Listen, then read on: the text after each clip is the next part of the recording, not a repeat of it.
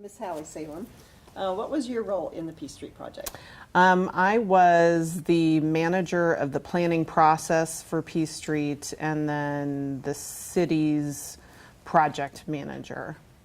How did the project get started? Talk about the early vision. Well, I want to go back to the 2005 Downtown Master Plan, where really the efforts of people like Polly McMullen and Dallas McGee and some of the visionary members of City Council like John Camp and those that were on the board like Ed Swotek really carried this idea forward of a Peace Street retail district. It was based upon the sound planning and analysis of what was actually happening downtown, which was a renewal in the soft goods retail along the Peace Street corridor and also on 14th. And what we saw was sort of the revitalization on 14th too,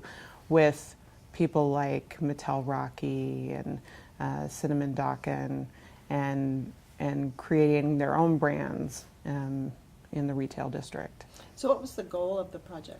The goal of the project was, I think, twofold.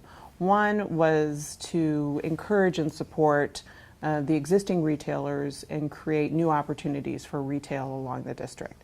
The second was a return to a more pedestrian-friendly atmosphere and really create a place that you would want to go and connect Haymarket with all the amenities that were connected along the Peace Street retail corridor, including Tower Square and Centennial Mall, and then all the way down to the Antelope Valley Union Park area. So what were all the different parts of the project that came together? Well, I would turn to Karen for some of the design aspects, but there were things that we were trying to accomplish underground, not just above ground. So above ground, there were things like widening the sidewalk, creating opportunities, more opportunities for outdoor dining, reducing the pedestrian crossings on 11th and all the side streets, and then also reducing stormwater runoff and reusing the water to help invigorate the plant life, the landscaping, and grow some overstory trees too. What's your favorite part of the whole project? What's the element that you're particularly pleased about? I'm particularly pleased. Well, I have two elements. I'm gonna do two, and I'm gonna point back to our work with Downtown Lincoln Association in creating the banners along the district. And the purpose of the banners is not to attract your attention necessarily to the banners, but to create that visual sense as you move down the retail corridor. Also, the floating benches with the blue lights also create that rhythm, and at night, that light from both the benches and the banners sort of draw your eye and create that desire to continue walking down the street. How do you think the vision was achieved? Are you pleased, and what kind of reaction do you hear? I am so pleased, and I think I am more pleased than I expected to be because of the reaction we get from the public and the calls, the random calls of how do I get a bench like that, and will you share with us how you achieved that. And so the things that we hear, the feedback that we get, as well as the continued success of the retailers, I think is what really validates the project. Is there anything else you want to add before we turn the focus on Karen? Well, I think I do want to mention some of the people that participated in this, because it was not just the early vision, but then the willingness to take a risk. And I think that is understated in in what is needed to carry out a project like this. And Mayor Beitler really came forward and took a risk by believing in what the downtown master plan and our 2012 updates said, and that the retail this would support retail downtown. And then the continued buy-in from Downtown Lincoln Association and then city staff, who was really willing to go the extra mile to do this. And I can't forget the design team that really put this together, and the design team of Clark Anderson Partners, Design Workshop, Stantec Vibe, and then all of the staff between Downtown Lincoln Association and the city that helped create this into what we see today. Karen, tell us what your role was in this big project. Well, I am a landscape architect. I was on the design team for the master plan, and then I was the lead designer for the first 2 phases. As the landscape architect, what was your goal for the project? Well, my goal is making sure that we're creating, again, that vibrant downtown area, again, to help the retail, but then also create that pedestrian environment that everyone in the community can enjoy.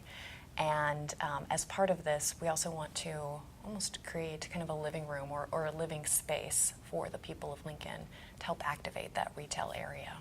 What were some of the challenges that you faced along the way? When we're looking at an area where you have a lot of traffic that you're dealing with, but you also have a lot of pedestrians, you always have that conflict of uses. So looking at creating a space where pedestrians can be comfortable by giving them more space, but also still allowing for the amount of traffic that needs to use P Street to continue. And so looking at how we can start to take that space, we have the space in between the building facades, but how can we start to reallocate that so that everyone can use it the way they need to? Talk about what all the project involves. I know Hallie got into a little bit of the stuff underground, but talk about the scope of the project in general. Well, it is a very long corridor, and going from the Haymarket all the way to Union Plaza with the master plan. And then for the first 2 phases, really focusing on the retail corridor, and then to the east, continuing to 18th Street. There are a lot of different aspects as part of that. So Hallie mentioned some of the underground utilities, trying to deal with stormwater. We also wanted to also deal with those pedestrian spaces and creating breakout spaces. So a lot of what you see are areas where we've kind of reduced the drive lanes to increase seating areas for pedestrians, and creating those informal spaces where people can stop and sit down and have lunch, or they can shop and then they can take a break. So looking at creating those different types of breakout spaces as well. So some are very informal, where we just have some benches at the intersection, and some of them are a little bit more formal, where we actually have tables and chairs and there's lighting in the tree. But creating those different nodes, those breakout spaces. What's your favorite aspect of the project now that you enjoy it as a consumer? I really enjoy the color, and so I know it's not a specific element, but being able to take the color that was introduced with Tower Square and all of the glass and all the beautiful color, and then being able to bring that out through P Street and have it appear in different areas. So Hallie mentioned the lights under the bench, that blue light, and the color in the banners, and even the lights that are in the tree canopies, and some of the pops of color that are in on the chairs in the seating areas, and even the colors that we're able to bring in with the plant material and the perennials that are blooming throughout the years. We have these different pops of color that start to appear. Are you pleased with the results, and what kind of reaction have you heard? I am pleased. I think the best reaction that I see is when I'm driving down, or if I'm walking down that street, and seeing the number of pedestrians that are out there, and seeing people that are just sitting on a bench, or they're at their table and they're having their lunch, or you see little kids in front of the Children's Museum sitting on the bollards and using those as chairs. I think that's the best reaction for me, is to be able to see people actually using the space and enjoying the space. Is there anything else that you want to add, Karen? I am just thankful that we were able to be a part of this project and have this partnership with the city and with our other design teams, such as Design Workshop, to be able to be a part of the community and to give back in some way. My wizard is that this wizard has been with the city for 40 years and was just recognized for his 40th anniversary with the city. And I think it's really important to recognize him. Dallas McGee has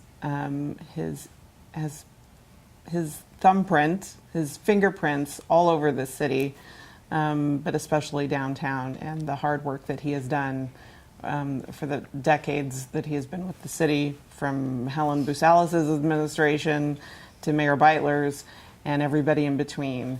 And I think he was involved with this project and many of the downtown master plan projects, as well as early on with Haymarket. And so I'm going to recognize him as the wizard of downtown. That's great. That's awesome. All right. Yeah. I would say Ed Zimmer, because of the massive amount of information that he holds in his head and his wonderful storytelling ability. So that would be my wizard.